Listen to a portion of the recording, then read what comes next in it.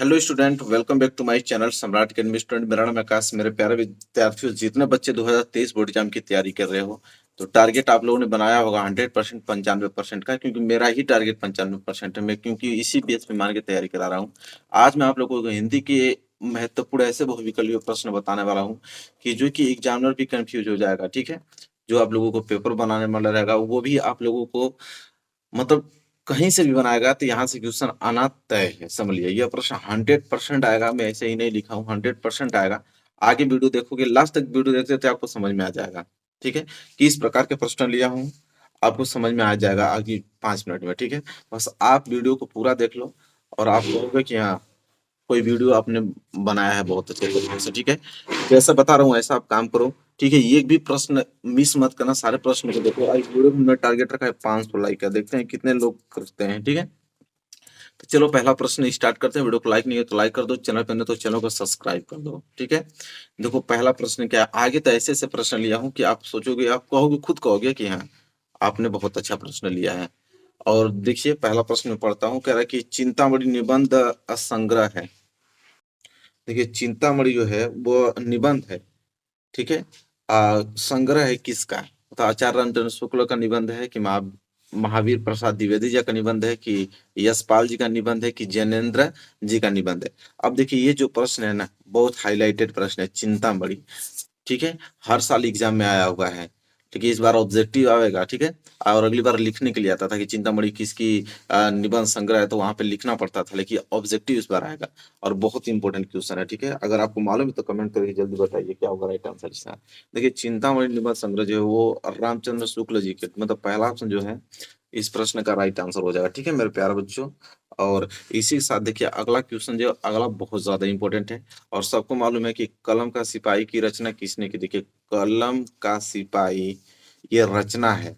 ठीक है, और किसने की है, वृंदावन लाल वर्मा जी की है कि अमृत राय की है कि प्रेमचंद्र जी की है कि इनमें से कोई नहीं। बताइए मेरे प्यारे बच्चों, दूसरा क्वेश्चन बहुत ज्यादा इंपॉर्टेंट है। ठीक है, कलम का सिपाही की रचना किसने की है, तो देखिए इसका राइट आंसर होगा अमृत राय जी। ठीक है, ये बहुत हाईलाइटेड प्रश्न है, बहुत इंपॉर्टेंट है, रिपीटेशन प्रश्न है। ठीक है, हर साल रिपीटेड होते हैं ये प्रश्न। ठीक है, अगले प्रश्न की तरफ बढ़ेंगे और मेरे प्यारे बच्चों अगला प्रश्न देखिए, बताइए क्या होगा इसका आंसर कि क्या लिखूं किस विधा की रचना है। देखिए very very most important topic आ गया ना, क्या लिखूं। देखिए यह जो रचना है बहुत ज्यादा इंपॉर्टेंट है, लेकिन इस बार यहाँ पे विधा पूछ लिया हमसे। ठीक है, कि क्या लिखूं जो है किस विधा की रचना है, और हमें विधा बताना है। निबंध विधा की रचना है कि नाटक विधा की रचना है कि उपन्यास विधा की रचना है, कहानी विधा। देखिए वेरी मोस्ट इंपोर्टेंट क्वेश्चन है। बताइए क्या लिखूं किस विधा की रचना है, आप लोगों को बताना है। तो इसका हो जाएगा राइट आंसर निबंध विधा। मतलब किस विधा की रचना है तो निबंध। ये भूलिएगा मत, क्योंकि इतना प्यारा प्रश्न है ना कि यहाँ से प्रश्न बनना अनिवार्य है, लिखित है बनेगा। ठीक है, आगे तो और मैं अच्छे अच्छे क्वेश्चंस लेकर आया हूँ, बस आप बने रहिए वीडियो में। और अगला प्रश्न देखो, अगला प्रश्न क्या है कि आकाशदीप और ममता कृति है। देखिए दोनों पूछ लिया है, एक तो आकाशदीप और दूसरा आपका ममता। ये दोनों कृति किसकी है, जयशंकर प्रसाद जी की है कि आचार्य प्रसाद द्विवेदी जी की है, आचार्य प्रसाद द्विवेदी, प्रेमचंद्र जी की दिनकर जी। ठीक है, बताइए एक आकाशदीप और ममता कृति जो है वो किसकी है, तो सबको मालूम है कि वो आपके जयशंकर प्रसाद जी की है, क्योंकि जयशंकर प्रसाद जी की आकाशदीप और ममता दोनों ही कृति है। ठीक है, तो बहुत ही इंपॉर्टेंट प्रश्न है और यहाँ से एग्जामिनर आपको जरूर देगा। जो हाईलाइटेड आप लोगों की कृतियां थी हमने आगे ले लिया है, और यहाँ से 100% आप लोगों की एग्जाम में बनेगा प्रश्न। ठीक है, अगला देखते हैं। अगला देखिए, इसको मैं हटाता हूँ। अगला प्रश्न देखिए मेरे प्यारे बच्चों, देखिए अब यहाँ से आप लोग कहोगे कि हाँ, कि यहाँ से प्रश्न हमने अच्छे अच्छे लिए। देखिए अब देखिए काल अवधि है, शुक्ल युग की काल अवधि, जितनी भी काल अवधि है ना उसको हमने एक ही अभी अभी जस्ट पूरा का पूरा डिस्कस करने वाले हैं। और ऐसा तो है नहीं कि काल अवधि से एग्जाम नहीं देगा, 100% है। जो पेपर बनाने वाले होंगे बोर्ड, वो 100% काल अवधि से तो देना अनिवार्य ही है उनको। तो सारे काल अवधि आपको मालूम होना चाहिए। जैसे यहाँ पे है कि शुक्ल युग की काल अवधि है। ठीक है, अब बताइए शुक्ल युग की काल अवधि कितनी है। 1850 से ईस्वी से 1900 ईस्वी तक, 1900 ईस्वी से 1920 ईस्वी तक, 1919 से लेकर 1938 तक, और 1938 से लेकर 1947 तक। बताइए मेरे प्यारे बच्चों, देखते हैं कितने बच्चे आंसर सही कर पाते हैं, ये मुझे देखना है। शुक्ल युग की पूछ रहा है, किसकी, शुक्ल युग की काल अवधि कितनी होती है? मेरे प्यारा बच्चों, ऑप्शन नंबर सी रट जाना कि 1919 से लेकर कहाँ तक, 1938 तक की जो काल अवधि मानी जाती है वो शुक्ल युग की काल अवधि मानी जाती है। ठीक है, चलिए मेरे प्यारे बच्चों देखो, आप बताओ शुक्लोत्तर युग, वो तो शुक्ल युग था ना, अब आ गया शुक्लोत्तर युग। अब बताओ कि शुक्लोत्तर युग की जो समय सीमा है वो कितनी मानी जाती है? ऑप्शन पढ़ता हूँ। 1938 से 1980 तक, 1850 से 19 ईस्वी तक, 1900 ईस्वी से 1920 ईस्वी तक, और 1936 से लेकर 1947 ईस्वी तक। बताओ शुक्लोत्तर युग की जो समय सीमा है कितनी मानी जाती है? ठीक है मेरे प्यारे बच्चों, ऑप्शन नंबर 1 क्लिक कर लो और इस डेट को कभी भूलना मत। ठीक है, यहाँ से तो प्रश्न बनेगा, समय सीमा से तो प्रश्न बना अनिवार्य। 1938 से लेकर 1980 तक की जो समय सीमा है उसे हम मानते हैं शुक्लोत्तर युग की समय सीमा। ठीक है, चलिए मेरे प्यारे बच्चों, प्रश्न नंबर 7वां देख लो। प्रश्न नंबर 7वां बताना है कि निम्न में से रीति काल, अब बताओ रीति काल की काल अवधि कितनी होती है? 1643 से 1843 ईस्वी तक, 1343 से 1643 ईस्वी तक, 743 ईस्वी से 1343 ईस्वी तक, 1843 से आज तक। बताओ मेरे प्यारे बच्चों, निम्न में से रीति काल की काल अवधि कितनी मानी जाती है? ठीक है, तो इसका भी आप option number A he click कर लो और डेट याद रख लेना कि 1643 से लेकर 1843 तक की जो अवधि मानी जाती है वो रीति काल की काल अवधि मानी जाती है। ठीक है मेरे प्यारे बच्चों, अगला बताओ कि आधुनिक काल की समय सीमा कितनी होती है? मतलब आधुनिक काल जो है, तो आधुनिक काल की जो काल अवधि मानी जाती है कितनी मानी जाती है? मेरे प्यारे बच्चों, 1850 ईस्वी से 1900 बताओ, 1900 ईस्वी से 1920 ईस्वी तक, क्योंकि 1919 ईस्वी से 1938 तक, या 1843 से आज तक। बताओ मेरे प्यारे बच्चों, प्रश्न नंबर 8 में राइट आंसर क्या होगा? आधुनिक काल की बात करें तो मेरे प्यारे बच्चों, आधुनिक काल 1843 से आज तक जो डेट चला आ रहा है उसे हम आधुनिक काल कहते हैं। मतलब ऑप्शन डी जो है इस प्रश्न का राइट आंसर हो जाएगा। ठीक है मेरे प्यारे बच्चों, ये भी क्लियर हो गया। अगला प्रश्न देखो, बताओ प्रगतिवादी युग की काल अवधि कितनी मानी जाती है? यहाँ से प्रश्न बना अनिवार्य है मेरे प्यारे बच्चों, ऐसा कोई आप लोगों को नहीं बताएगा सीक्वेंस में। ठीक है, प्रगतिवादी युग की जो काल अवधि है कितनी मानी जाती है? बताइए। 1936 ईस्वी से 1943 ईस्वी तक, 1850 ईस्वी से 1900 ईस्वी तक, और 1943 ईस्वी से 1953 ईस्वी तक, और 1953 से 1960 ईस्वी तक। मेरे प्यारे बच्चों, प्रश्न नंबर 9 का राइट आंसर बताओ। प्रगतिवादी युग की काल अवधि, ऑप्शन है ट्रिक लगा लो। ठीक है, और इस डेट को कभी भूलिएगा मत।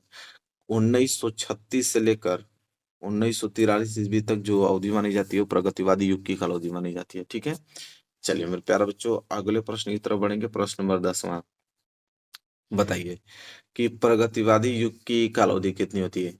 ठीक है, अभी हमने प्रगतिवादी देखा, लेकिन ये है आपका प्रयोगवादी। दोनों अलग अलग होते हैं, प्रगतिवादी प्रयोगवादी। तो प्रयोगवादी युग की काल अवधि बताइए कितनी होती है? 1960 ईस्वी से 1971 तक, 1943 से 1953 तक, 1971 ईस्वी से आज मतलब अब तक, और 1900 ईस्वी से 1929 तक। ठीक है मेरे प्यारे बच्चों, सोच समझ के जवाब दीजिएगा। प्रश्न नंबर 10 में का राइट आंसर क्या होगा? ऑप्शन नंबर बी पे क्लिक कर लो। ऑप्शन नंबर बी पे क्लिक कर लो कि 1943 से 1953 ईस्वी तक की जो डेट मानी जाती है, काल अवधि मानी जाती है, वो प्रयोगवादी युग की मानी जाती है। ठीक है, चलिए मेरे प्यारे बच्चों, क्लियर हो गया होगा आप लोगों को। अगला बताइए, जब ये तो मालूम होना चाहिए द्विवेदी युग का है, ये तो हाईलाइटेड है, पूछता है हमेशा कि द्विवेदी युग की काल अवधि कितनी मानी जाती है? द्विवेदी युग की 1850 से 1900 ईस्वी तक, 1900 ईस्वी से 1918 ईस्वी तक, 1971 से आज तक, कि 1918 ईस्वी से 1936 ईस्वी तक। ठीक है मेरे प्यारे बच्चों, बताइए द्विवेदी युग की काल अवधि कितनी मानी जाती है?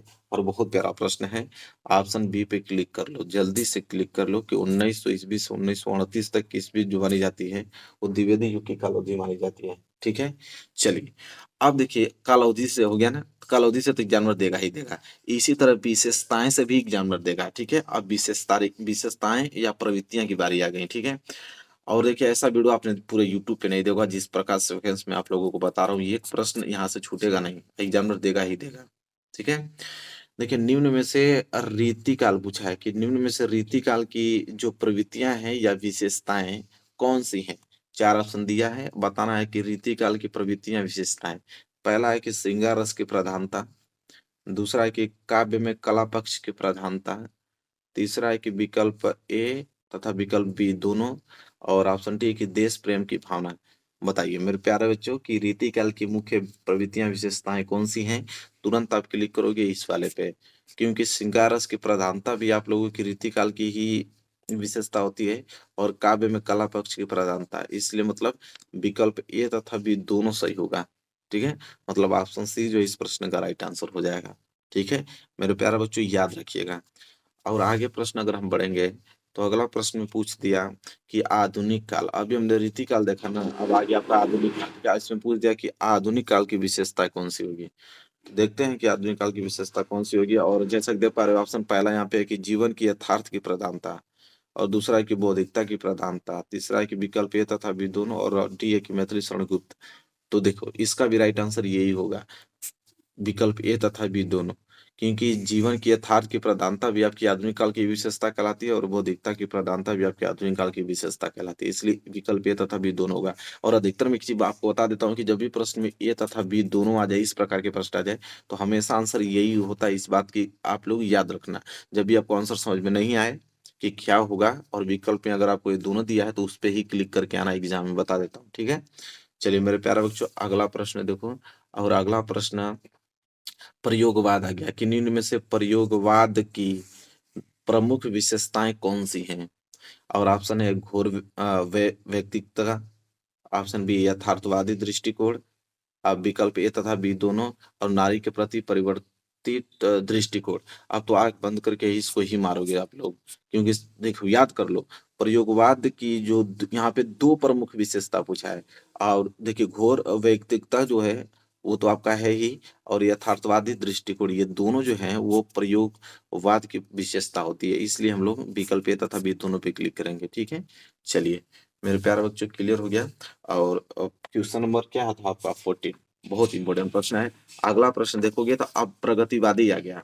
अब बताओ कि प्रगतिवादी युग की प्रवृत्तियां विशेषता कौन सी होती हैं। ठीक है, और ऑप्शन ए सौंदर्य भावना, ऑप्शन बी मानवतावादी प्रवृत्ति, और ऑप्शन सी विद्रोह एवं क्रांति की भावना, और ऑप्शन डी बी तथा सी दोनों। अब देखो बी तथा सी दोनों पे ही क्लिक करोगे, सबको मालूम है, क्योंकि मानवतावादी प्रवृत्तियां और विद्रोह एवं क्रांति की भावना ये दोनों प्रगतिवादी युग की विशेषताएं होती हैं। ठीक है, इसलिए बी तथा सी दोनों पे क्लिक करोगे आप। चलिए मेरे प्यारे बच्चों अगला प्रश्न देखो। अगला प्रश्न छायावाद आ गया कि निम्न में से छायावाद की दो प्रवृत्तियां विशेषताएं बताइए। तो छायावाद की प्रवृत्तियां विशेषता कौन सी होती है। ऑप्शन है मुक्त प्रकृति चित्रण, ऑप्शन बी श्रृंगार और प्रेम वेदना, ऑप्शन सी प्रकृति का मानवीकरण, और ऑप्शन डी जो है बी तथा सी दो। तो बी तथा सी दोनों ही होगा, क्योंकि देखिए श्रृंगार और प्रेम वेदना भी आप लोगों का छायावाद की विशेषता होती है, प्रकृति का मानवीकरण भी, मतलब ये दोनों ही विशेषता होती है। ठीक है, तो मतलब ऑप्शन इस पे ही क्लिक करोगे, क्योंकि बी तथा सी दोनों दिया हुआ है। ठीक है, चलिए मेरे प्यारे बच्चों वीडियो को लाइक नहीं किए तो अभी तक कर दो। ठीक है, ऐसा वीडियो आपको कहीं नहीं मिलेगा। ठीक है, अगला देख लो, नई कविता की प्रमुख विशेषताएं कौन सी हैं। जो नई कविता है उसकी प्रमुख विशेषता कौन सी है। ऑप्शन है बौद्धिकता की प्रधानता, ऑप्शन बी अति यथार्थ दृष्टिकोण, ऑप्शन सी छंद योजना में नवीनता, और ऑप्शन डी सामाजिक असमानता। बताइए नई कविता की प्रमुख विशेषता कौन सी है। मेरे प्यारे बच्चों बहुत बढ़िया प्रश्न है, और इसका राइट आंसर होगा ऑप्शन नंबर है। और एकदम याद कर लेना, स्टार बना लेना, ये प्रश्न बहुत ज्यादा इंपॉर्टेंट है, क्योंकि नई कविता को पूछता ही ये विशेषता, मतलब बौद्धिकता की प्रधानता ही नई कविता की विशेषता है। ठीक है मेरे प्यारे बच्चों, प्रश्न नंबर 17 भी क्लियर हो गया, इसको मैं साइड करता हूँ। देखो प्रश्न नंबर 18, अब यहाँ से महत्वपूर्ण रचना देखो, बहुत ज्यादा इंपॉर्टेंट, जैसे रस मीमांसा के लेखक कौन है, ये बहुत हाईलाइटेड प्रश्न आता है। ठीक है, तो रस मीमांसा के लेखक कौन है। आचार्य रामचंद्र शुक्ल जी हैं, कि गुलाब राय जी हैं, भगवत शरण उपाध्याय जी हैं, कि जयप्रकाश भारती जी हैं। ठीक है, बताइए रस मीमांसा के लेखक पूछा है ना मेरे प्यारे बच्चों, बहुत इंपॉर्टेंट है। तो आचार्य रामचंद्र शुक्ल जी हैं, पहला ऑप्शन जो है इस प्रश्न का राइट आंसर हो जाएगा। ठीक है, चलिए मेरे प्यारे बच्चों, अगले प्रश्न की तरफ बढ़ेंगे। प्रश्न नंबर 19, बताइए गुलाब राय द्वारा रचित आत्मकथा कौन सी है। अब गुलाब राय द्वारा आत्मकथा कौन सी रचित है, आपको बताना है इसमें से। मेरी जीवन प्रवाह, कि मन की बातें, कि मेरी असफलताएं, कि नई पौध। बताइए मेरे प्यारे बच्चों, राइट आंसर क्या होगा। सबको मालूम है कि गुलाब राय द्वारा जो अगर आत्मकथा यहाँ पे लिखित है तो मेरी असफलताएं हैं। ठीक है, बहुत इंपॉर्टेंट प्रश्न है, मतलब ऑप्शन सी जो है इस प्रश्न का राइट आंसर होगा। मेरे प्यारे विद्यार्थी, इतना अच्छा नंबर आएगा आप लोगों का, एक प्रश्न छूटने वाला नहीं, इससे वादा है मेरा। ठीक है, आप बस कवर करते चलो इन प्रश्नों को, और इसी के साथ आगे बढ़ेंगे। मेरे प्यारे बच्चों, ये हाईलाइटेड प्रश्न सबसे ज्यादा इंपॉर्टेंट प्रश्न है कि गोदान जो है वो किस युग का उपन्यास है। अब युग का उपन्यास पूछ लिया, गोदान किस युग का उपन्यास है। शुक्ल युग का है, कि शुक्ल युग का है, कि द्विवेदी युग का है, कि आधुनिक युग का है।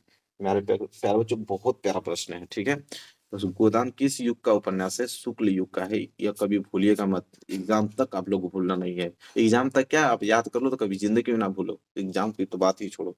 ठीक है, चलो प्रश्न 20वां भी क्लियर हो गया ना। मेरे प्यारा बच्चों, 21वां देखो, बहुत ज्यादा इंपॉर्टेंट रचना पूछता है कि गेहूं और गुलाब।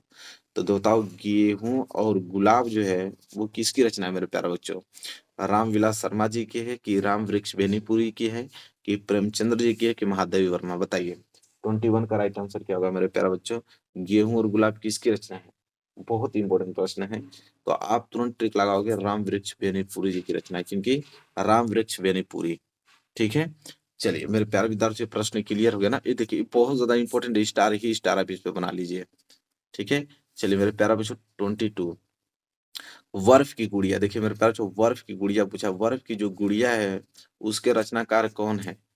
पद्मलाल पुन्नालाल बख्शी जी हैं, कि जयप्रकाश भारती जी हैं, कि रामधारी सिंह दिनकर जी हैं, कि आचार्य रामचंद्र शुक्ल जी हैं। वर्फ की गुड़िया पूछ रहा है। ठीक है, और बहुत इंपॉर्टेंट है। देखिए वर्फ की गुड़िया की अगर हम बात करें तो जयप्रकाश भारती द्वारा यह रचनाकार है, मतलब वो लिखे हैं। वर्फ की गुड़िया कौन, जयप्रकाश भारती। बहुत इंपॉर्टेंट प्रश्न था और क्लियर हो गया होगा मेरे प्यारा बच्चों। इसको साइड करता हूँ, अगला प्रश्न का उत्तर देने के लिए बिल्कुल तैयार है। ऐसे ऐसे प्रश्न है कि सीधे एग्जाम में आप लोगों के आने वाले हैं।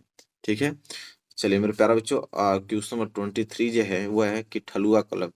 ठीक है, ठलुआ कलब निबंध के रचनाकार कौन है। ठीक है, बताइए। गुलाब राय जी हैं, कि आचार्य रामचंद्र शुक्ल जी हैं, कि सरदार पुरुष सिंह है, कि इनमें से कोई नहीं। ठीक है मेरे प्यारे बच्चों, 23 बहुत ज्यादा इंपॉर्टेंट है। ठीक है, ठलुआ कलब के जो रचनाकार हैं वो है गुलाब राय। कौन है, गुलाब राय। तो पहला ऑप्शन जो है इस प्रश्न का राइट आंसर हो जाएगा। ठीक है, चलिए मेरे प्यारे बच्चों, ये बताए आंसू, ये तो बहुत ज्यादा इंपॉर्टेंट है। आंसू जानते ही आप लोग, आंसू के रचनाकार कौन है बताइए। अयोध्या सिंह उपाध्याय हरिओद हैं, कि मैथिली शरण गुप्त जी हैं, कि महादेव वर्मा जी हैं, कि जयशंकर प्रसाद जी हैं। बताइए आंसू के रचनाकार जो है कौन है। देखिए मेरे प्यारे, आंसू के रचनाकार आपके option number D Jaishankar Prasad ji हैं। और ये तो आपको लोगों को मालूम ही होगा, जितने बच्चों ने अगर ऑप्शन डी दिया है बिल्कुल उनका आंसर सही, 100% सही है। ठीक है, चलिए ये भी प्रश्न हो गया ना। अगला प्रश्न देखिए मेरे प्यारे बच्चों, 25 क्या है।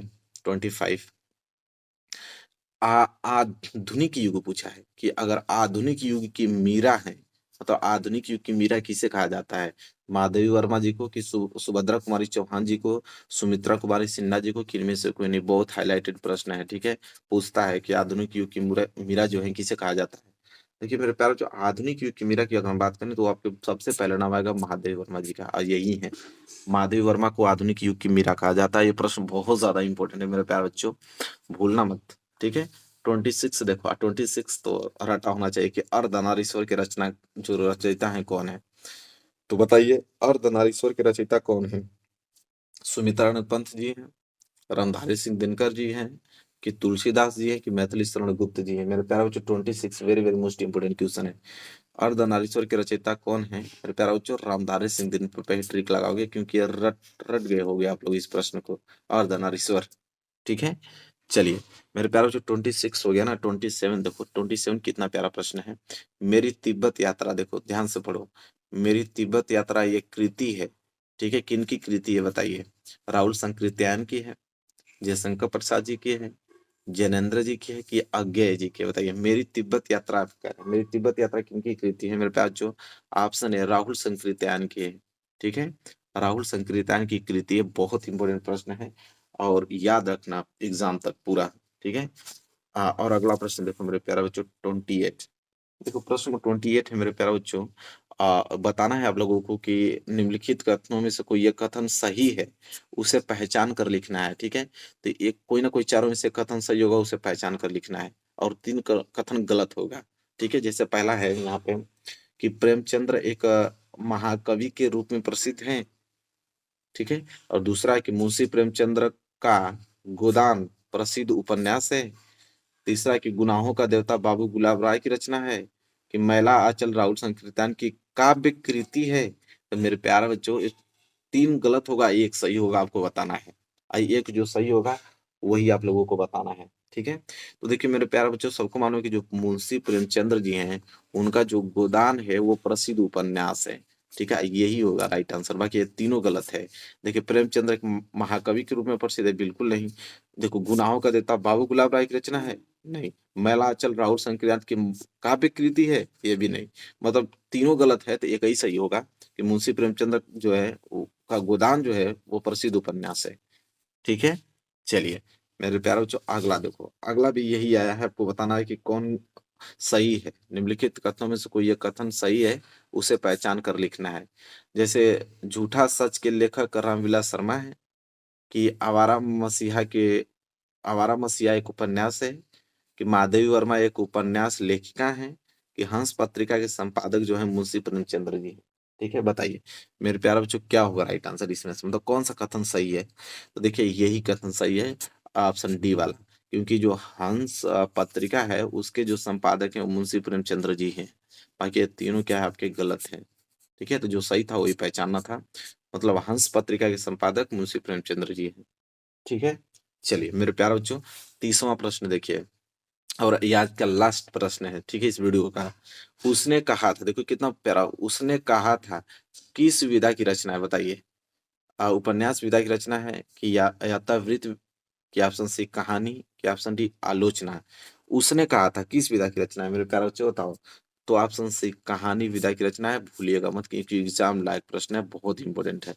मेरे प्यारे बच्चों 30 प्रश्न हमने बताया। ऐसा हो नहीं सकता कि यहाँ से आप लोगों का प्रश्न नहीं बना, ऐसा हो ही नहीं सकता कि यहाँ से प्रश्न नहीं बनेगा। अगर ये 30 प्रश्न अगर आपको याद है, तो समझ लीजिए कि बहुत अच्छा स्कोर करने वाले हैं आप 2023 बोर्ड एग्जाम में, ठीक है। निरंतर आप बने रहिए, अपनी तैयारी को मेंटेनेंस करते रहिए, पढ़ते रहिए। इस बार टारगेट जो 95% का 100% में अचीव कराऊंगा, मेरी गारंटी है, बस आप पढ़ते रहो। तो वीडियो को लाइक कर दो अभी तक, नहीं किया हो तो चैनल को, पर नया है तो चैनल को जरूर सब्सक्राइब कर दो। मिलेंगे आपसे नेक्स्ट वीडियो में, तब तक के लिए धन्यवाद।